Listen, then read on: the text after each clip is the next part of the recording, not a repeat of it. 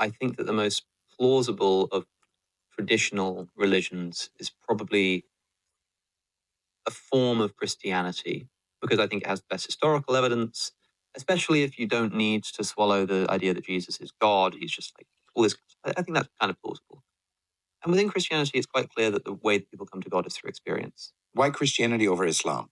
I think it has better historical case for the crucifixion and resurrection of Jesus, both of which Islam denies. So you would need a miracle like a resurrection to kind of prove to you the divine truth of Christianity? No, I think that if the resurrection of Jesus happened as it was recorded, that would be a pretty good indication that there's something really special about this Jesus guy, and we should be taking what he says very seriously.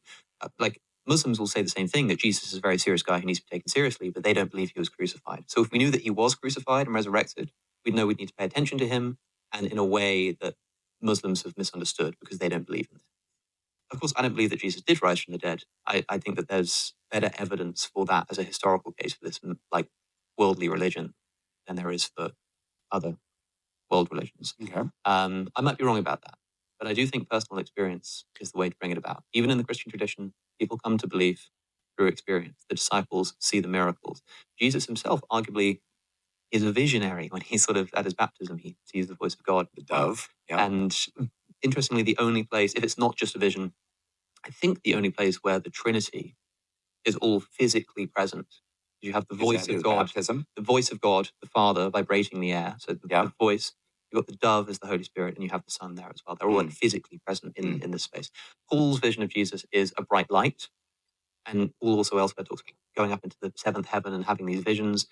It seems like there's something about experiencing the living Jesus that brings people to faith. The other problem is that if God does exist and is the kind of God that wants you to know he exists, it'd be a very weird place for him to hide his existence, like in premise 48 of one of Ed Feser's 200 premise arguments for the existence of God.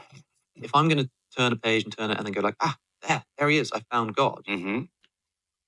Firstly, it tells me that, like, am I supposed to think that people who are like me, who are convinced by the same kinds of things as me, but don't have the time or the education to read an argument like that because they're too busy being a single mother, bringing up a family somewhere, and they haven't got time to just sit around reading books, that they're not going to meet God because, they have to sit down and read this 200 premise syllogism? That would seem totally unfair and like academically elitist, which doesn't seem in keeping with the character of God.